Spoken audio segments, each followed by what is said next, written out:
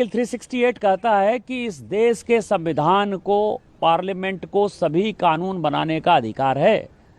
कानून की व्याख्या करने का अधिकार सुप्रीम कोर्ट का है। वो कह रहा है कि 3 महीने में जो है राष्ट्रपति बता दें कि क्या करना है, 3 महीने में गवर्नर बता दें कि क्या करना है।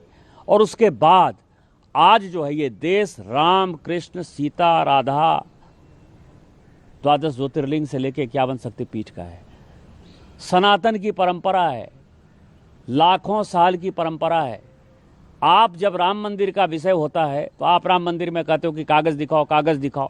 कृष्ण जन्मभूमि का मामला आएगा मथुरा में तो कहोगे कागज़ दिखाओ। आप जब शिव की बात होगी, ज्ञान वापी मस्जिद की बात आएगी, कागज़ दिखाओ। और आज केवल आप मुगलों के आने के बाद जो मस्जिद बने हैं उसके लिए कहते हैं कि आप कागज़ कहाँ से दिखाओ। इस देश में धार्मिक युद्ध भड़काने के लिए केवल और केवल सुप्रीम कोर्ट जिम्मेवार है।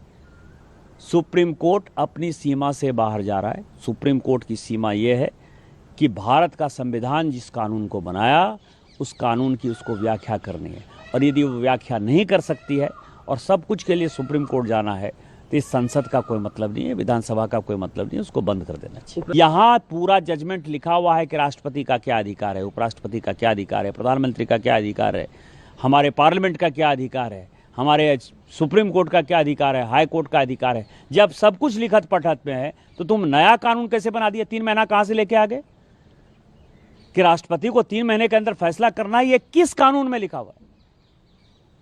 इसका मतलब यह है कि आप इस देश को एनार्की की तरफ ले जाना चाहते हो, और एनार्की जो है इस देश में बर्दाश्त नहीं होगी। जब नया कानून आएगा, जब नया पार्लियामेंट बैठेगा, इसके ऊपर विस्तृत चर्चा होगी, और फिर से नेशनल जुडिशियल अकाउंटिंग सिस्टम जो हमने NJAC बनाया था, जिसमें कि राष्ट्रपति का चुनाव कैसे होगा, प्रधानमंत्री का कैसे चुनाव होगा, वो तो संविधान में लिखा हुआ है। लेकिन आपके भाई भतीजावाद के आधार पर जज का चुनाव नहीं होगा।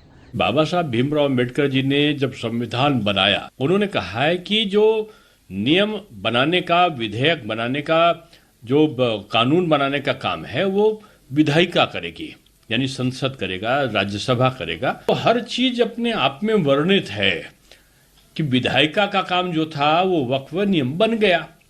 अब कोई भी भारत के संविधान के अनुसार कोई भी संसद को, यानी राज्यसभा और लोकसभा को निर्देशित नहीं कर सकता, और क्योंकि राष्ट्रपति के दस्तखत हो चुके, राष्ट्रपति सर्वोच्च है, राष्ट्रपति को कोई चुनौती नहीं दे सकता। हमने ये देखा हुआ है कि हमारे बहुत सारे दर्शक वीडियो को देखते तो हैं, लेकिन वो चैनल को सब्सक्राइब नहीं करते। हमारा चैनल काफी नया है, तो मैं आपसे अनुरोध करूंगा कि कृपया करके वीडियो को लाइक करें, शेयर करें, चैनल को सब्सक्राइब करें, बेल आइकन की घंटी जरूर दबाएं, ताकि हम जैसे छोटे चैनल को आगे बढ़ने में और भी आसानी होगी। धन्यवाद दोस्तों।